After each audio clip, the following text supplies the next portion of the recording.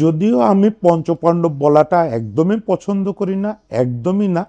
জানি না আমি আমার সাংবাদিকতা জীবনে দু একবার লিখে ফেলছি কিনা, কিন্তু আমি এই টার্ম পছন্দ করি না। তারপরেও গতকালকে যখন রিয়াদ অবসরের ঘোষণা দিলেন, তখন খানিকটা সময়ের জন্য মনে হলো যে আসলে তো পাঁচজন মিলে একটা সিম্বল ছিল, সেইটা দুর্বল হতে পারে সিম্বলটা, বা সেটা হয়তো কারো মনে হতে পারে যে না, এই রকম একটা সেট আপ আমাদের কখনোই দরকার ছিল না, এরা অযথাই শুধু শুধু নাম করছে। নানা রকম সমালোচনা চলতে পারে, আবার কেউ প্রশংসা করতে পারেন, কিন্তু এই অস্তিত্বটা তো অস্বীকার করা যাবে না যে আমাদের পাঁচজন সিনিয়রের একটা সেট আপ ছিল, যারা অলমোস্ট দেড় যুগ একসঙ্গে খেলছে এবং দলকে কোনো একটা অবস্থা থেকে কোনো একটা অবস্থায় নিয়ে আসছে।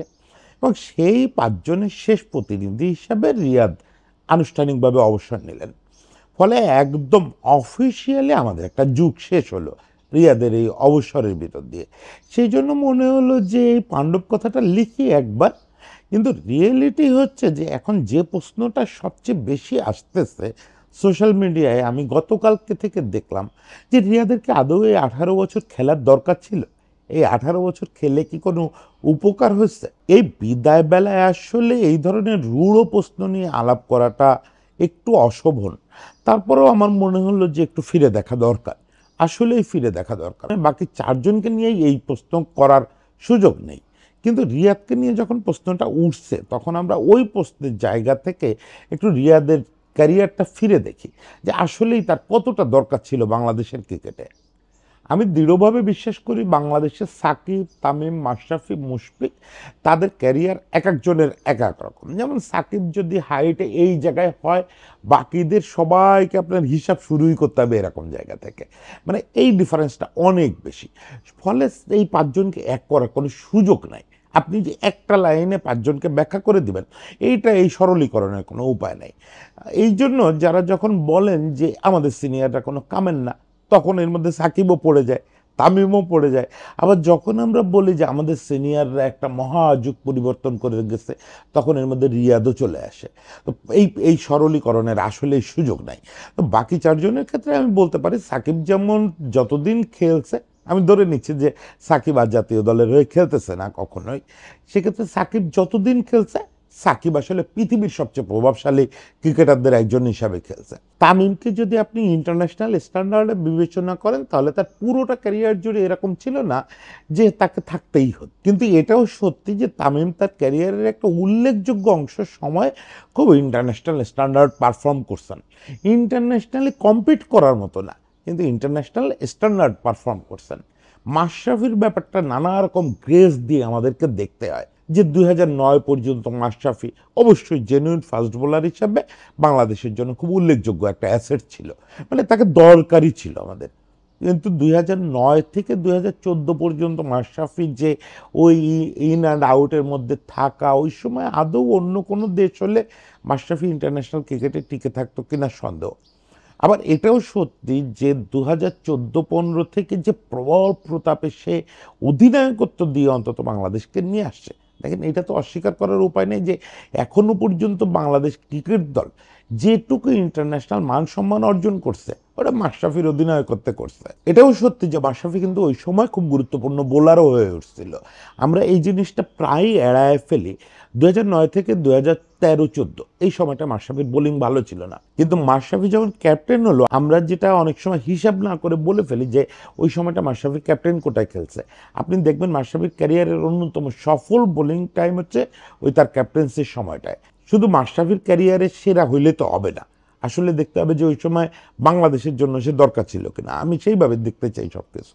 দরকার ছিল ওই সময়, তার ওই ক্যারিয়ারে 2015 থেকে 2019 বাংলাদেশের দ্বিতীয় সেরা বোলার ছিল, দ্বিতীয় সফলতম বোলার ছিল মাশরাফি। ফলে আমরা নিঃসন্দেহে বলতে পারি মুশফিকের ব্যাপারটা তো এই সেদিনই আলাপ করলাম যে এ চারজন তাদের নিজেদের যথার্থতা প্রমাণ করতে পারছে।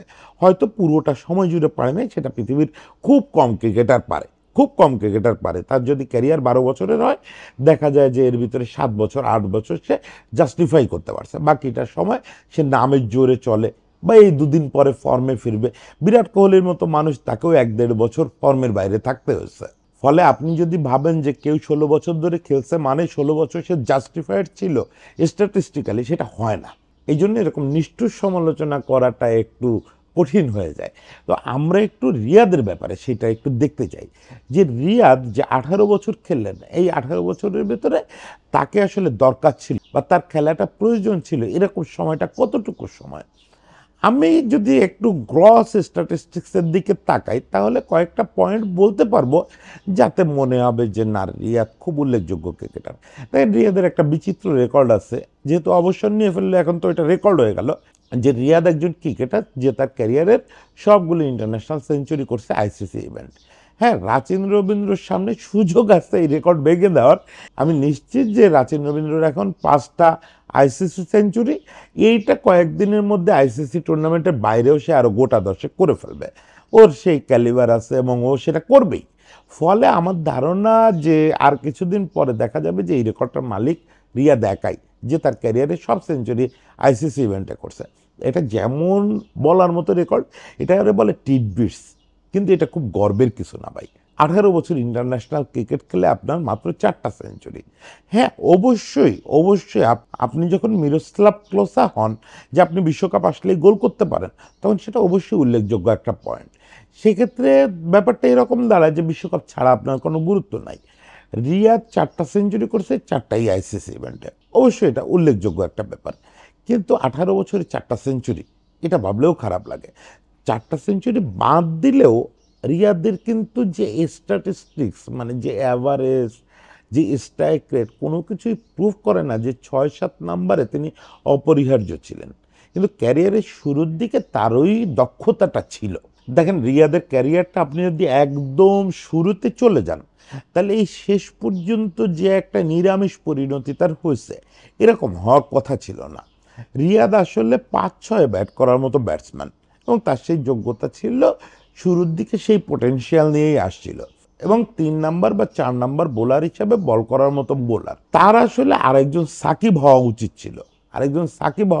ছিল, হয়তো সাকিবের মতো ওই লেভেলে ডমিনেট করতে পারতো না, কিন্তু ব্যাটে বলে সমান পারফর্ম করার পোটেনশিয়াল ছিল তার। এখন মুশকিলটা হলো কি যে এখানে কিছু ইনার পলিটিক্স, কিছু ওই ব্যাটিং লাইন আপ লম্বা করা, বাংলাদেশের যে নেগেটিভ চিন্তা থাকে সেই জায়গা থেকে রিয়াদকে ব্যাটিং করতে পাঠানো হতো একটা অদ্ভুত জায়গায় 6-7। এই 6-7-এর যে ডিমান্ড, এই ব্যাটসম্যান রিয়াদ না। 6-7-এর যে ডিমান্ড, আমি গতকালকে যখন টিম করতেছিলাম তখন বলছি যে 90 দশক শেষ হয়ে যাওয়ার পরপরই এই জায়গাটার ডিমান্ড বদলে গেছে। 90 দশক পর্যন্ত 6-7-এ ব্যাট করতে হচ্ছে মূলত একজন ডিফেন্সিভ মাইন্ডসেটের খেলোয়াড়। বেশিরভাগ ক্ষেত্রে এর মধ্যে একজন উইকেট কিপার থাকতো, কারণ তখন উইকেট কিপার নেওয়া তো স্পেশালিস্ট উইকেট কিপার, যার ব্যাটিং খুব বেশি না পারলেও চলে। যেমন আমাদের ক্ষেত্রে সেটা পাইলট ভাই ছিল। পাইলট ভাই কিন্তু ব্যাটিং পারতো না তা না, পাইলট ভাইয়ের হাতে বেশ স্কোরিং শট ছিল। তো পাইলট ভাইয়ের ক্ষেত্রে তারে ওই নিচের দিকে পাঠায় বলা হতো তুই জানমান বাঁচায় আসবি। কিন্তু রিয়াদ যখন ক্রিকেটে আসছেন 2006-07, তখন আর এই সিনারিও নাই। তখন অ্যাকচুয়ালি ওই জায়গা থেকে গিয়ার আপ করার কথা ছিল। পরে যত সময় গেছে রিয়াদ ওই জায়গাটায় আরও পোক্ত হয়েছেন, রিয়াদকে পিছাতে পিছাতে ওই জায়গায় পাঠানো হয়েছে এবং রিয়াদ কখনোই ওই জায়গাটার দাবি মেটাতে পারেন নাই। ওই নিধাস ট্রফির একটা 6 বা 2টো একটা ইনিংস আপনি আতিপাতি করে 18 বছরে খুঁজলে পাবেন, যেগুলোতে সে খুব ওই জায়গায় অ্যাক্সেলারেট করে বাংলাদেশকে একটা জয়ের কাছাকাছি নিয়েছে, কয়েকটা ম্যাচ হারাইছেও। যাক, হারানো নিয়ে আমি কখনো সমালোচনা করি না, ওটা হয়ে গেছে। রিয়াদ যেমন আমাদের টিম ম্যানেজমেন্ট তার চেয়ে বেশি, যে আমাদের ওই জায়গাটার ডিমান্ড বুঝতে পারে না এবং রিয়াদ কেমন ক্রিকেটার সেটা বুঝতে পারে না। হ্যাঁ, এটা ঠিক যে রিয়াদ যদি ওই যে লোয়ার মিডল অর্ডার ব্যাটসম্যান মানে 5-6 এবং 3-4 নাম্বার বোলার মানে পারফেক্ট অলরাউন্ডার হিসাবে দলে খেলতে চাইতো, তাহলে হয়তো রিয়াদকে আরও বেশি কম্পিটিশন করতে হতো। সেক্ষেত্রে রিয়াদ হয়তো দলে জায়গায় হারায় ফেলতো। কিন্তু রিয়াদকে একটা অদ্ভুত সিকিউর জোনে রাখার চেষ্টা করা হয়েছে, যে ওই জায়গায় রিয়াদ ভাই বেস্ট, সে ফিনিশার, সে সাইলেন্ট কিলার, এগুলো বলে তার জন্য ওই জায়গাটা তৈরি করা হয়েছে। কিন্তু ওই জায়গাটার ডিমান্ড সে মেটাতে পারে না। আজকে এই যে বাচ্চারা এত সমালোচনা করে কেন, এর দিকটা কিন্তু এই যুক্তিগুলো পরিষ্কার নয়। এমন না যে খাতা কলমে যুক্তি নিয়ে ঘুরে বেড়াচ্ছে, কিন্তু এরা তো চোখ খুললে দেখতে পায় যে 6-7-এ কারা ব্যাট করতেছে দিন দুনিয়ায়। ধরেন এই জায়গাগুলোতে ব্যাট করে হচ্ছে ঋষভ পান্ত, ম্যাক্সওয়েল, এই টাইপের খেলোয়াড়রা, এই গ্লেন ফিলিপস বোধহয় 5-এ ব্যাট করে। যাই হোক, এই টাইপের খেলোয়াড়রাই ব্যাট করে, যারা হচ্ছে খেলার মোড় ঘুরায় দেয়। দেয়। চোখের সামনে যখন এইগুলো দেখে, সেই বাচ্চারাই নিজের দলে দেখতেছে যে একটা লোক ওইখানে ব্যাট করতেছে যার স্ট্রাইক রেট 70, মানে ওইখানে যারা ব্যাট করে আমরা এক্সপেক্ট করি তাদের স্ট্রাইক রেট T20-র মতো হবে, অ্যাটলিস্ট 100-র উপরে তো হবে, কিন্তু তার স্ট্রাইক রেট সবচেয়ে পুয়ার। মানে বাংলাদেশে এই আধুনিক ক্রিকেটে 6-7 যারা ব্যাট করছে তার ভিতরে দুটো পজিশন নেই। আমি গতকাল দেখতেছিলাম, দুটো পজিশনেই এত বছর ব্যাট করার পরেও সেরা 5-এ নাই রিয়াদ, স্ট্রাইক রেটের দিক থেকে, অ্যাভারেজের দিক থেকেও সেরা 3-এ নাই। মানে এই জিনিসটা প্রুভ করে যে সে ওই জায়গার ডিমান্ড মেটাইতে পারে না। আমি জানি না যে সে তার অরিজিনাল পজিশন, ওই যে মিডল অর্ডার, এই জায়গায় খেললে আদৌ টিকতে পারতো কিনা।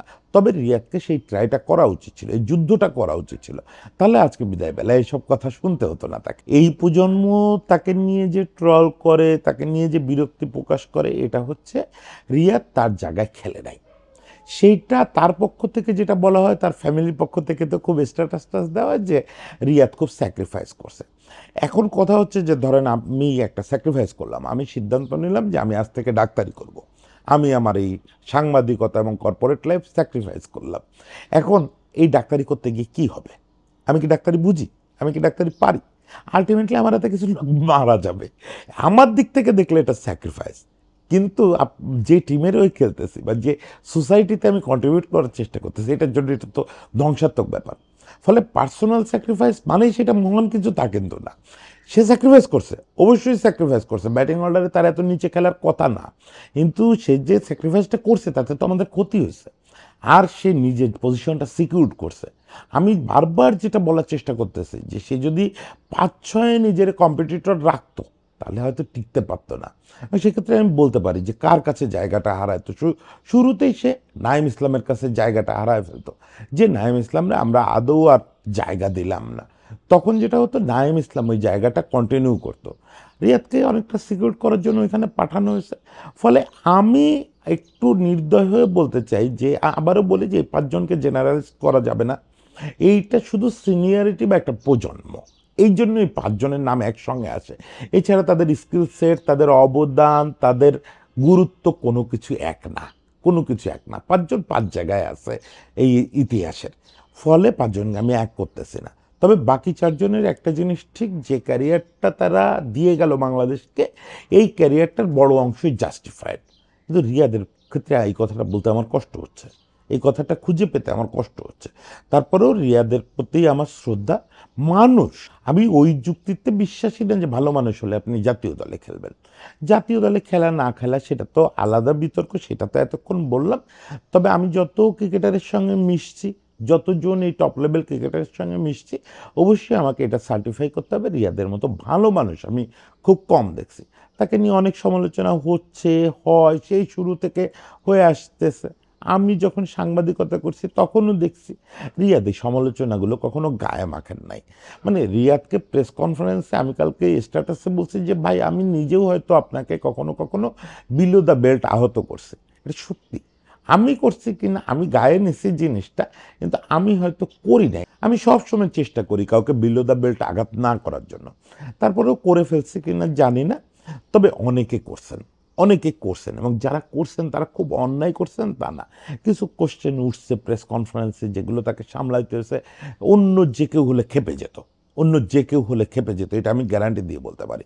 যে এরকম খুব ব্যক্তিগত ব্যাপার নিয়ে আক্রমণ করা, অমুক তমুক, রিয়াদ কখনো খেপেন নাই। আমি রিয়াদকে সবচেয়ে বেশি কৃতিত্ব দিই তার এই যে কুল চেহারাটা, এই কুলই থেকে গেলেন একদম প্রথম দিন থেকে। তার ওই স্মিত একটা হাসি, খুব অট্ট হাসি আমি কখনো করতে দেখি না, যদিও শুনছি যে ড্রেসিং রুমে খুবই মজার মানুষ, নেচে গেয়ে সবাইকে একসময় জমায়ে রাখতেন। এখন তো একটু সিনিয়র হয়েছেন, এখন হয়তো আর ওই চেহারাটা দেখা যায় না, আমি ঠিক জানি না। তবে যাই হোক, শেষ হলো অধ্যায়টা। সব সমালোচনা, সব প্রশংসা, সব কিছু পাশে পড়ে থাকলো। এখন রিয়াদের সামনে নতুন জীবন, নিশ্চয়ই ঘরোয়া ক্রিকেটে আরও কিছুদিন খেলবেন, এবং তারপরে আমরা রিয়াদকে অন্য কোনো ভূমিকায় দেখব। এটাও আমি কালকে থেকে ভাবার চেষ্টা করতেছিলাম যে রিয়াদ ভবিষ্যৎ জীবনে কী করবেন। তার সঙ্গে কমেন্ট্রিটা যায় না, মানে উনি কমেন্ট্রি করবেন এটা আমার ঠিক মনে হয় না। অবশ্য বলেও হতে পারে, অনেকেই যা ভাবি অন্যরকম চেহারায় আবির্ভূত হন। সবচেয়ে ভালো হবে রিয়াদ যদি ক্রিকেটে মেন্টরিং করেন। আমার টুকটাক ওনার সঙ্গে যেটুকু কথা বলার অভিজ্ঞতা হয়েছে তাতে আমার একটা জিনিস মনে হয়েছে যে এই লোকটার লাইফ ফিলোসফি নিয়ে কথা বলার দারুণ দক্ষতা আছে, দারুণ দক্ষতা আছে। ফলে ছোট ছোট বাচ্চাদের ভেতরে ক্রিকেট নিয়ে কথা বলা, তাদেরকে একটু ক্রিকেট ফিলোসফি বোঝানো এবং টুকটাক ক্রিকেট বোঝানো, সব মিলে একজন পূর্ণাঙ্গ কোচ হওয়ার দারুণ দক্ষতা আছে, যেটাকে আমি এখন মেন্টর বলি। আমি বলি যে কোচদের যুগ শেষ, এখন মেন্টরদের যুগ আসতেছে। রিয়াদ কিন্তু টেকনিক্যাল কোচের চেয়ে মেন্টর হয়ে ওঠার ভালো সম্ভাবনা আছে। যাই হোক, তার ডিসিশন, তিনি সিদ্ধান্ত নেবেন। রিয়াদের জন্য শুভকামনা থাকলো, নতুন জীবনটা যেন বিতর্ক মুক্ত থাকে সেই শুভকামনা থাকলো।